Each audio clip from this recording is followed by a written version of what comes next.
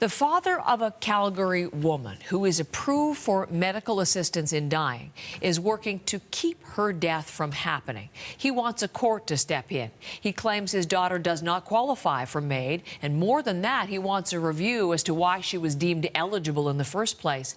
Marianne is here with the details on a story that you are following closely this morning, one of our most viewed online today at CBC's website. Yes, the topic of medical assistance in dying controversial, and also the topic of a lot of conversation. In this particular court case, though, it centers around a father and his 27-year-old daughter. Both are under a publication ban, but they are known by their initials, the daughter MV and the father WV. And we know, according to court documents, that MV applied for medical assistance in dying. She got the necessary approval of 2 doctors. That happened in December, and she was set to access medical assistance in dying on February 1st. But one day before that, her father was granted a temporary injunction which prevented her from accessing MAID on that day. He's also now asking a Calgary judge for a judicial review to look into how his daughter was approved for MAID in the first place. Now, what we know is that MV does live with her father, but there are now a lot of questions about whether a court can step in if an adult or a family member with no legal standing has concerns about the MAID process.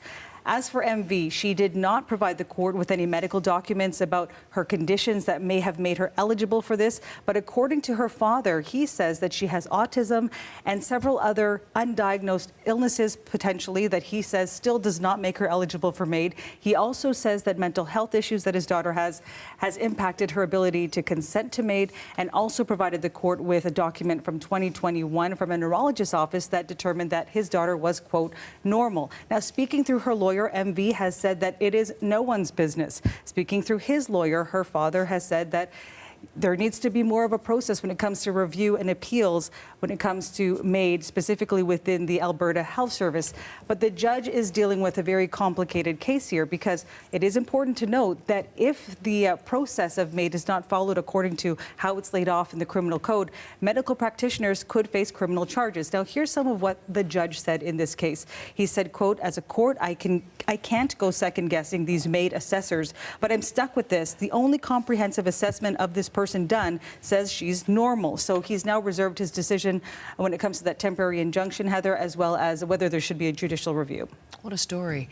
You know, the rules around medical assistance in dying have expanded greatly, and access has expanded greatly since it was first allowed. But Canada's on a pause right now before opening up things further. What is the law of the land right now? Yes, because it has changed a lot over the course of several years. Initially, it started out for those who had a terminal or fatal condition, in other words, a foreseeable death. That then changed a few years ago to expand to those, and this is the wording according to the federal government, those with a grievous or irremediable medical condition that causes unbearable physical or mental suffering that cannot be relieved by acceptable conditions. Now, as for an expansion, there were pushes to expand this to those who suffer solely from mental illness.